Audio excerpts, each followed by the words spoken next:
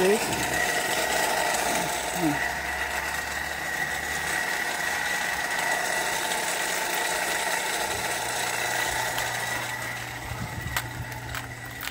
Unahin natin yung tanim dito. Ayan o.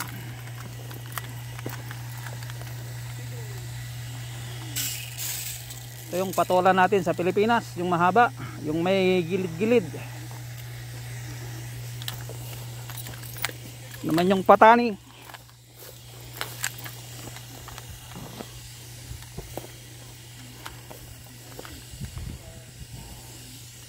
Kahit na may bagyong parating, sprayan lang natin. Dahil bukas pag hindi umulan, pag okay, sabi naman na baka parang lilihis lang, hindi ayos.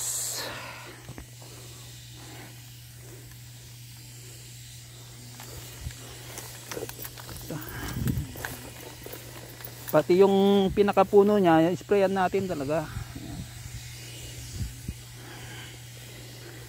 Ito yung pangalawang tanim oh. Makatikim lang ba?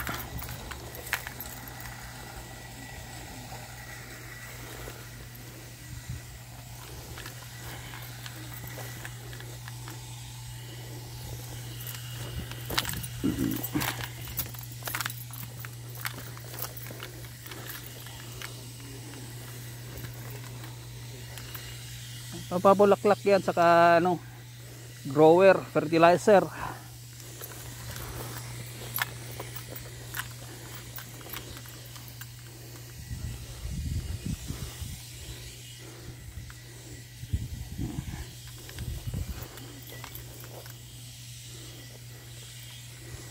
Binawasan na ni Mrs. yung mga sanga dyan no, sa mga gilid-gilid nya, mga bababanggan dyan no.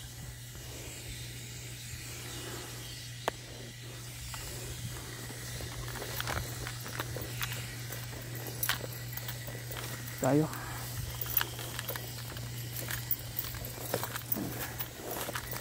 Oh, bilis oh, yan, oh, may bulaklak na yan. Oh.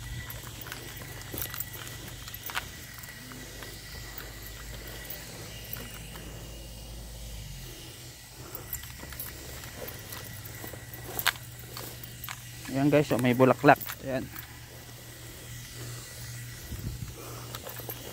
At ito. Nakikita nyo to. Ayan o, may bunga. May bunga na yung patani natin. Isa, dalawa. Ito yung next na ano, silinisin natin after ng bagyo. Kasi holiday ngayon, nag-umpisa yung holiday bukas dito sa Taiwan.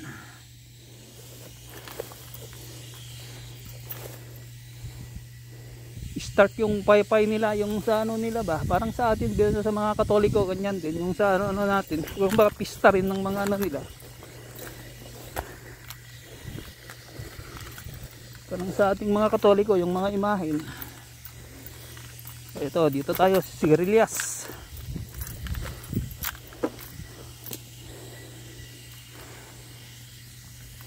Pag spray natin sa sigarilyas kabilaan. Ito, di pa natapos ni Mrs. to eh. Wala siyang bulaklak.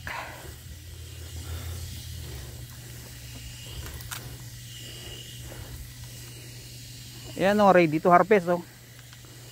Ayan o, ready to harvest. Favorite ng mga Chinese. Panghalo sa scramble egg. Sa mga noodles. Yung noodles nila na pang araw-araw. Parang sa amin din. Minsan sa kabilang ang kanin o kaya sa tanghali sa amin. Karamihan yan, umaga yan, pansit yan. Hindi umaga, sa gabi.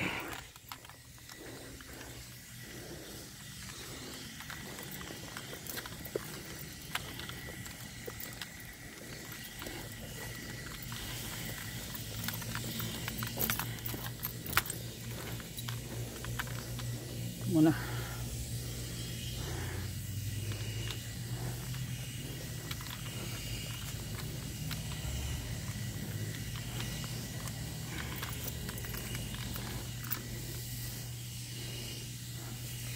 Kasi sabi ko nung maliliit pa, spray na lang ng pandamo. Ayaw eh. Bumili siya ng with grass killer. Wala rin, hindi namatay nung in-sprayan ko. Sabi bagong gawa raw. Ewan ko saan nila nabili. So ito, naninilaw oh. Kinain ng daga yung ugat. Diyan sumuksok yung mga daga sa gilid-gilid, yung mga butas. Diyan na rin susuksok yung mga ahas pag ano, nahanap nila yung mga butas ng mga daga. Kaya lagi rin dito yung mga aso. Yun din yung kaagaw ng mga ahas, yung mga aso sa daga.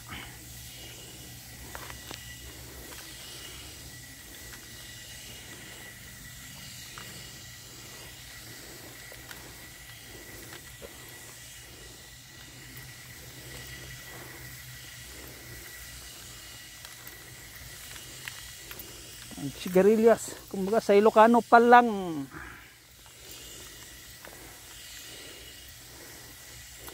Sa English winged beans. Bakit winged beans? Kasi yung gilid-gilid niya parang may ano ba, parikpik ba, wings.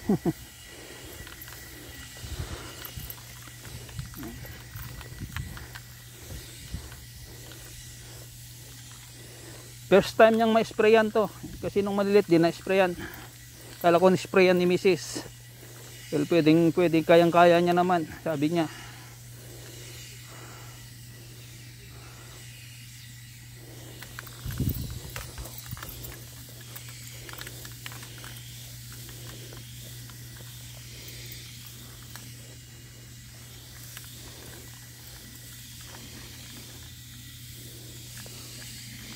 Nakikita nyo, maraming nagtatakbuhan dyan ng mga insecticide oh. Na insect, sprayan pa natin yan ng insecticide. Mga ano, mga other day siguro, after nung palampasin muna natin yung bagyo. Ito muna, pamulaklak muna yung tira natin.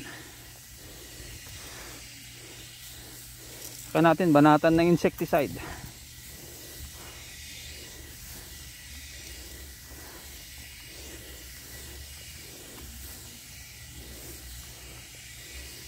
Kasi ano, may mga ano yan, ganyan yung mga dahon nyo, may naninilaw bigla.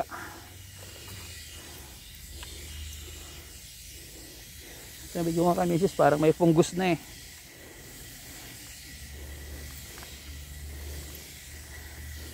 Hindi gaya nung iba na green talaga. Ayan yung mga ito yung pangalawang tanim na yung mga to kasi. Unang tanim, may mga tumubo, may mga hindi, may mga namatay. Siyempre pinalitan. Yan o, maliliit pa oh. Yan, tingnan nyo yung butas ng mga ano, daga.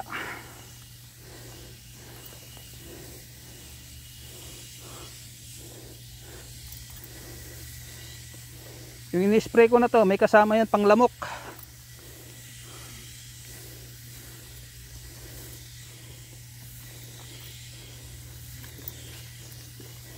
After 30 days, oh, banatan na din insecticide. Kaya pati yung baba, disprayan ko para ano, yung mga nakatago dyan lumabas. Ayan, oh, daming bunga. Ayan, oh, dalawa malalaki. Di niya nakita nung ano, iba to eh, oh. Brown. Yung ito, green.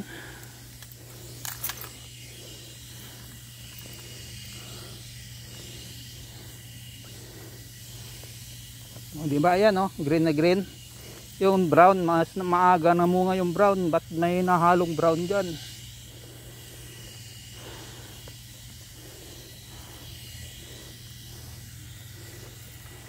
So, green na green eh. Oh. Hindi pa namulaklak. Hindi pa yun nakatikim ng spray. Ngayon pa lang siya makakatikim ng spray ng pamulaklak.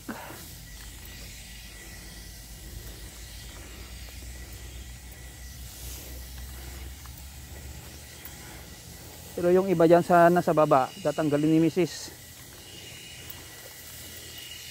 Kasi dapat nung maliit pa, nagtanggal na siya ng ano, nagbawas na siya ng sanga dyan sa baba.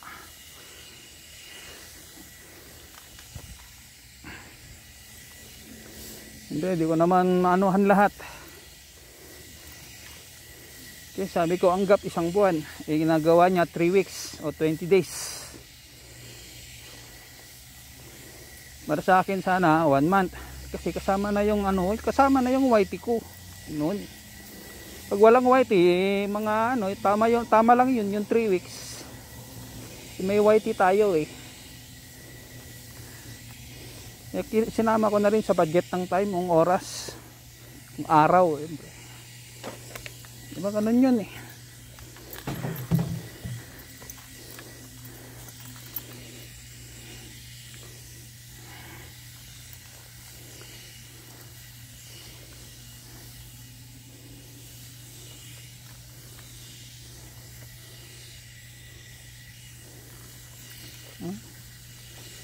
Diba yan, bulaklak lahat yung nyo. Bawat labas ng ng may dahon, may bulaklak din.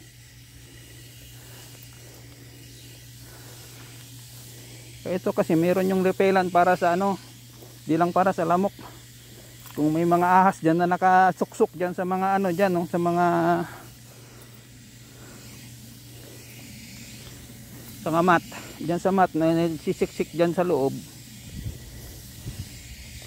Mga daga. Tapos after 3 days, banatan pa natin na insecticide. Iyari siya pag nandiyan pa siya.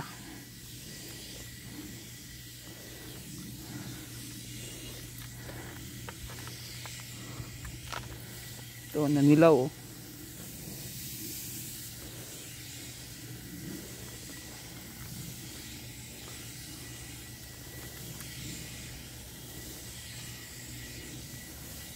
Bago natin banatan to ng sprayan ng insecticide, muna lagyan natin pataba, sabayan natin tong pamulaklak. Tama, mga Sabado, kung hindi malakas yung ulan ng bagyo, siyempre sayang kasi yung pataba na ianod lang ng tubig. Hopefully na pagkatapos ng bagyo wala nang ulan, mga 2 to 3 days okay na yun, banatan na natin ng pataba saka insecticide.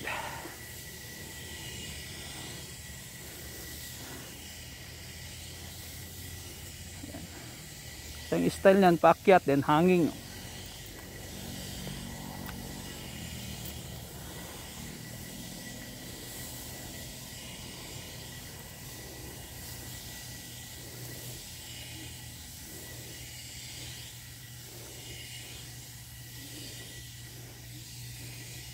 Ito lang yung upuan namin galon. Yan yung sa yung liquid fertilizer.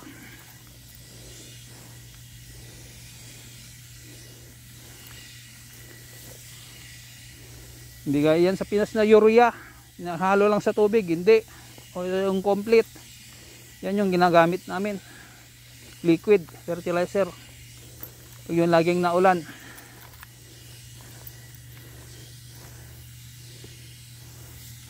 Para masip-sip niya kaagad. Kaya liquid. Kaya lang mahal kasi.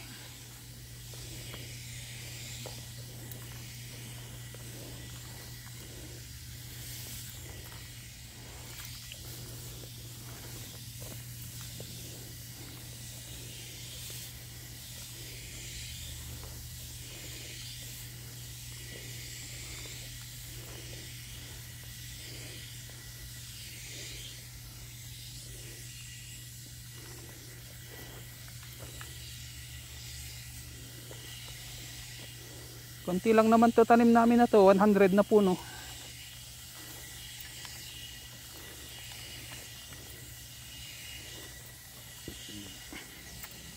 O 100 nga ata. Kasi bawat isang linya sabi niya 8 eh. Siya nagtanim nito, hindi ako eh.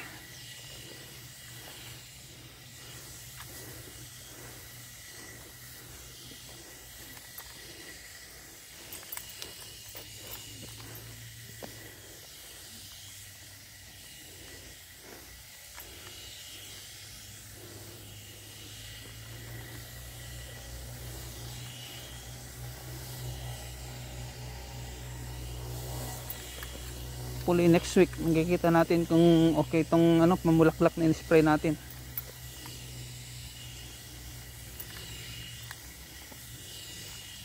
Siyempre parehas din yun sa nilalagay kong beans, kasi beans din to, kakaiba nga lang ng pangalan.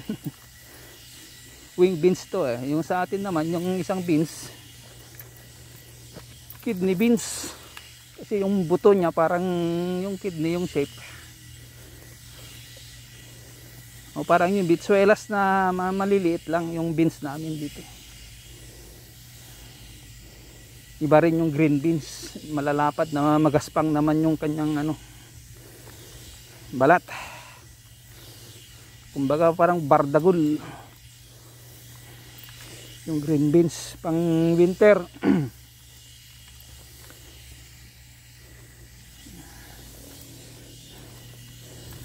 Sobra tayo sa sa ice coffee.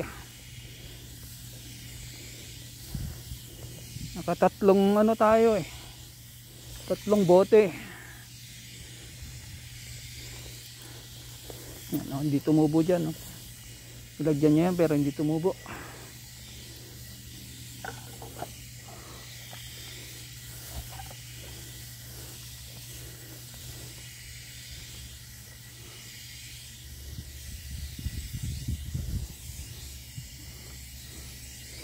Dito sa dalawa wala. Sa mga walo bawat linya yung tinanim niya. Sabi ko pa nga 5 nga lang dapat eh. Tapos malapad dapat. Ito gitna to wala dapat eh. Dapat doon saka dito. Kumbaga 3 meters apart. Sabi ko sa kanya 3 meters apart yan kasi mag-spread yan. Ayaw maniwala eh. Hindi daw, may net daw niya, i-ano na lang daw niya, i-clip para hindi mag-spread. Ayan, kiniklip niyang ganyan. Eh, yung iba kinakain naman ng ibon. Yung mga ganyan, no? Tinutuka.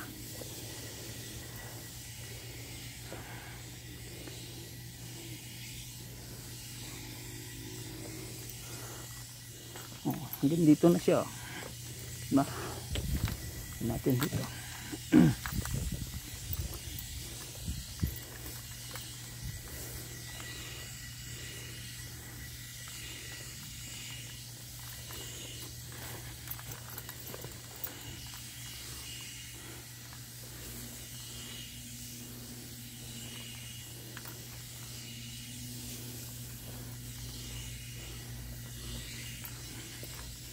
Yan yung tabi namin dyan, mushroom yan. Nagpe-prepare pa lang sila. Ngayong September sigurado yan, maglalagay na sila. Bermas ang umpisa niyan, tama-tama sa Chinese New Year ang anihan yan. 100 days. Tama-tama ng first week ng ng December, second week ganyan. May anihin na sila hanggang hanggang February. Yung Chinese New Year. Tama mag Chinese New Year tapos na sila mag-ani. Ganun yan sila eh.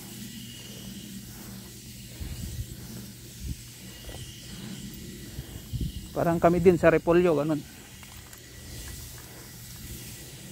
So green na green yan no. Diba? Yung iba dilaw eh. Sabi ko sa kanya parang halo-halo yung buto mo kasi may malalaki may maliliit. May bilog, may oblong. Sabi ko parang yung oblong iba yan, parang yung parehas na parehas na wing beans, parehas nga na sigarilyas kaya lang marami ring klase. Gaya nito, green, yung isa naninilaw, yung isa green na green.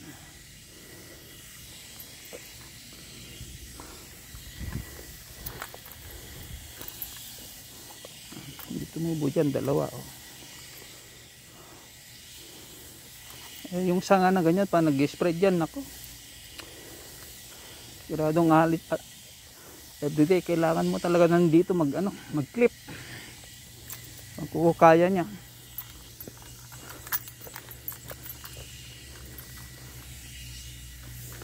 By next week or mga second week ng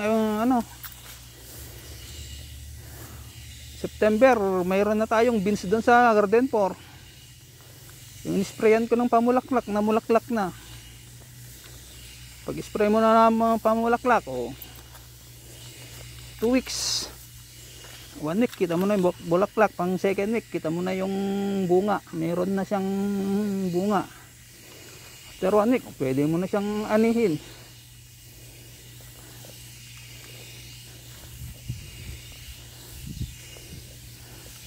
Mahal pa naman, 150 na. Lahat naman wala nang beans. Yung sunod-sunod na ulan, ala. Kasabi may bagyo kaya ubos ka agad. Sagad yung ani. Ngayon ang kamatis namin, wala nang mapitas. Sa Lunes na ang pitas kung mag-orange siya ulit. Pinahinog muna namin ng kaya maliliit na, saka mura na, 50.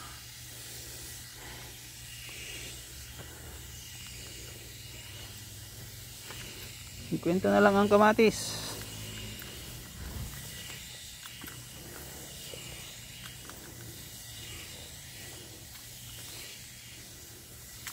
Kanina wala na, hindi na kami nagpitas. Sa Lunes na kami magpitas. Kasi sabi nung medyo di pa masyadong hinog. Kasi may green pa ng konti yung pinaka niya, pinakaulo ba. Ito yung option namin, may bagyo eh. Kung ayaw nyo, diwag. Pag muna kami magpitas, kung gusto nyo ng hinog na hinog, sa Lunes na meron. Yung panggabi namin yun, yung panggabi ang ayaw nung may green pa, o di wag. Yung pang umaga namin, may stock na siya 10 karton. Okay na yun kasi nakarating, nakauwi na. Kaya lang holiday, di pa sila nagbukas. Parang sa Sabado pa o Linggo sila magbukas. Kasi kauwi lang nila eh. Kumbaga bawal pa silang lumabas 3 days. Baka sakali na, baka malay mo, siyempre sila man wala kung may naroon silang nakasakayan na meron, may COVID, yari sila. Ganoon ka stricto rito pag galing lumabas ka ng bansa. Nag-stay ka muna sa bahay mo 3 days.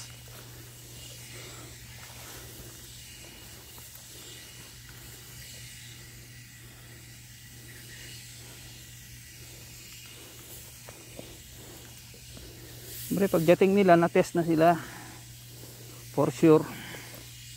Okay lang naman kung ayaw mo, pero pag may tama ka, yari ka. May COVID ka na, galing ka sa labas, sigurado may multa. Kaya nga may test center na libre para make it sure na walang COVID na nakuha sa ibang bansa na binalik dito, inuwi.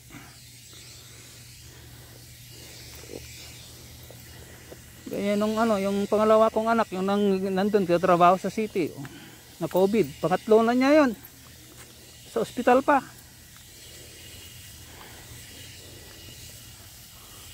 Three days lang dapat siya, kaya lang ginawang 5 days.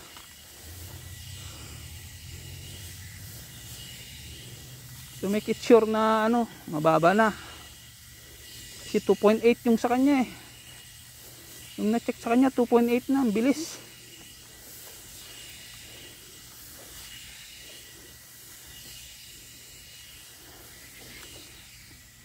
Bukas nandun si Mrs. Titignan niya.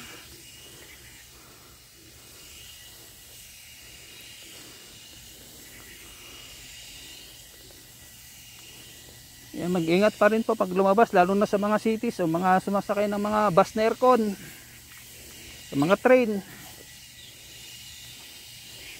Pero ang suspect naman nila doon sa kanila sa boarding, hindi naman sa trabaho. Sa boarding nila walang positive, pero mayroon silang bisita na pumunta ron na parang inuubo raw. Yun, kita nila sa video, hinahanap nila ngayon, di nila mahanap.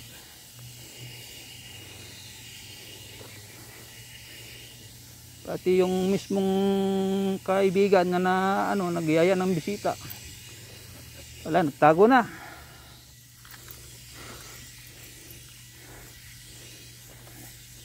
Pares sila ng boarding, pero katabi ng room nila. Nadadaanan ng anak ko yung room nila.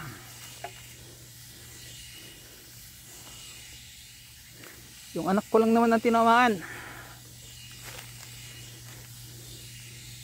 Yung iba lahat negative na. Nat-test na sila 2 beses.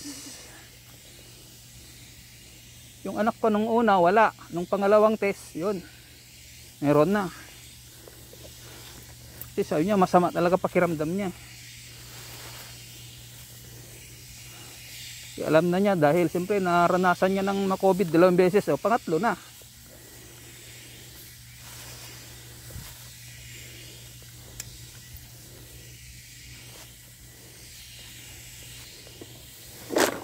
Huwag niyo sabihin na kahit na inopen na sa inyo na walang, kahit dito, kahit na hindi ka na mag-mask, okay lang.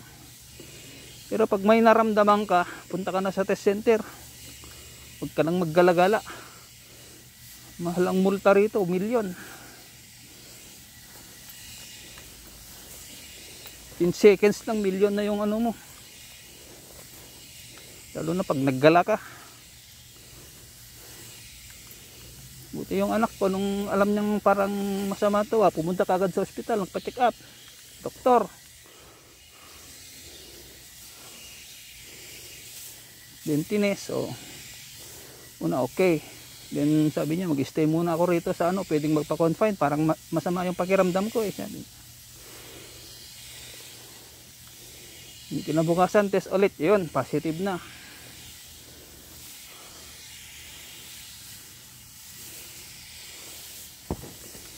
Kasi siyempre ramdam niya na, may experience na siya ng 2 beses, ngayon pangatlo na, biro mo yun. Kumpleto pa sila ng vaccine, 5 beses na sila. Kung nga 3 lang, wala pa rin tama yung buong pamilya na COVID, 2 beses na. Ganun ko, pangatlo na. Yung anak ko, pangatlo na rin.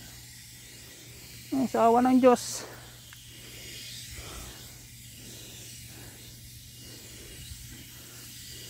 Ayaw sa akin ni COVID.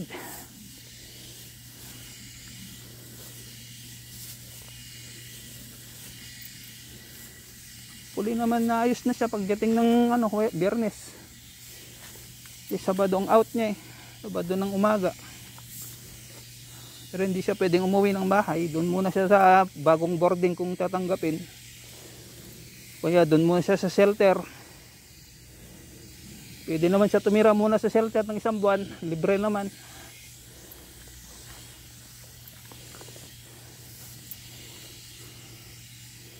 Pati pagkain doon, libre.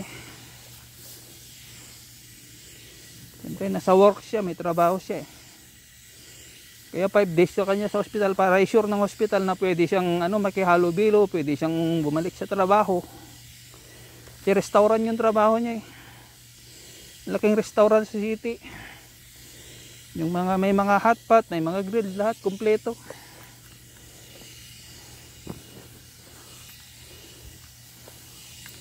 Ano siya ron waiter. Waiter server ba?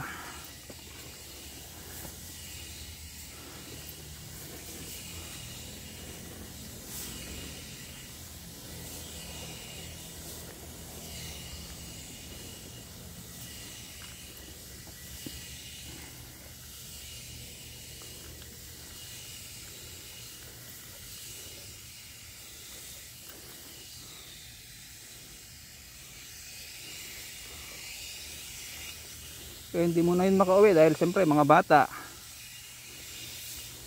Kaya doon muna siya siguro sa shelter. Si misis ko naka 2 beses na rin yan na COVID sa kasama ko pa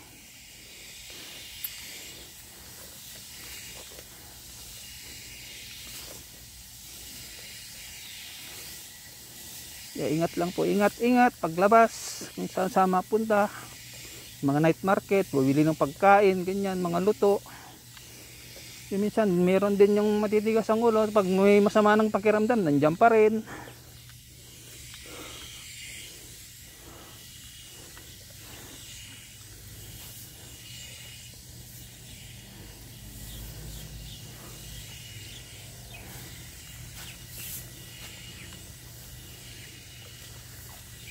Malapit na tayong matapos, konti na lang.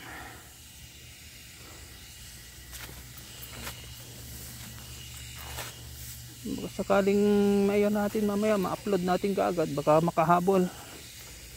I-premiere natin. Thank you nga pala sa inyong lahat ng mga nakasuporta sa aking premiere kaninang maga, the other day, lahat na yung Team Pahid, Team Positive, Team Kaposas, Team Georgina, Team Buyoy, Team Walang Iwanan, Jolly Hugs, Team Budol, marami pa. Alam ko na marami kayong team, yung mga kaibigan ko dyan sa YT, hindi nyo lang sinasabi. Eh, siyempre pag kayo yung pumapasok, siyempre hindi naman lahat ng kasama sa team yung napasok. Alam ko na hindi nyo sinasabi. Okay lang yun. At pasensya na rin kung minsan di pa ako sukli. Kasi itong gamit ko na phone na to, yung phone ni misis ko, yung luma, yung Samsung M13, yung S20 ko nahulog kahapon sa regasyon.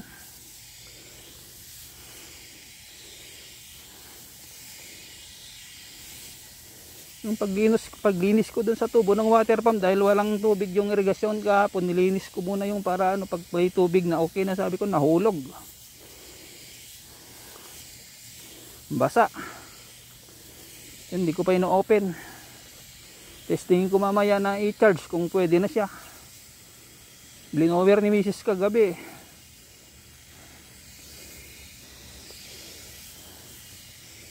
Kasi nung pagkahulog sa tubig, di ko na siya in-open, di ko na ginalaw, ginayaan ko na. Kinuha ko na lang yung SIM card ko, sa memory card. Ito yung gamit ko ngayon, yung lumang phone.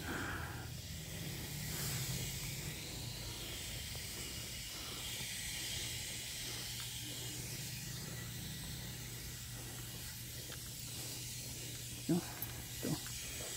Huling linya na tayo.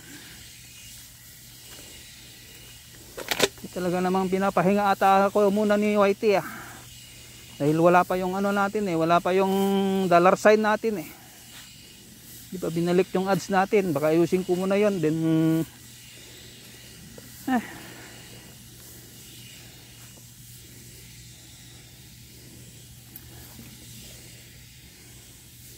kasi yung bago kong phone binigay ni Mrs. dun sa anak ko, yung nandun yung na COVID.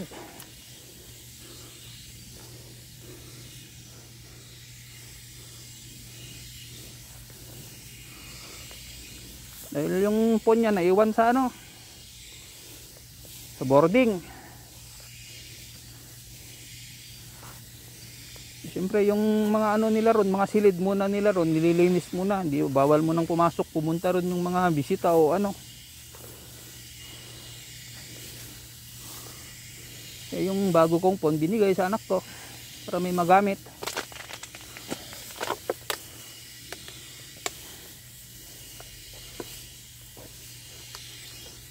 So balik ako sa lumang phone.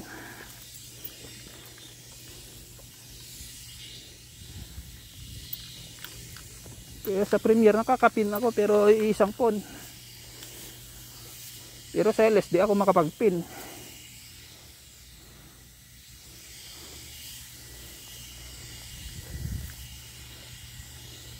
Kaya natawag yung bata dahil siyempre doon sa silid siya lang mag-isa, walang kausap, yung phone niya lang.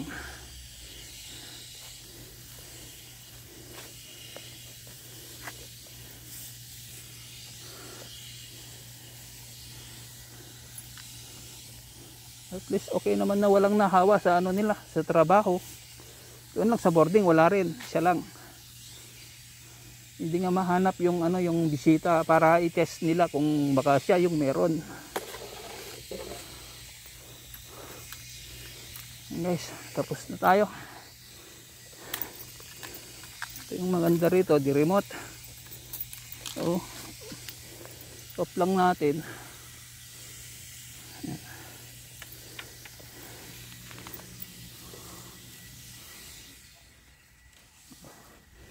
Diba?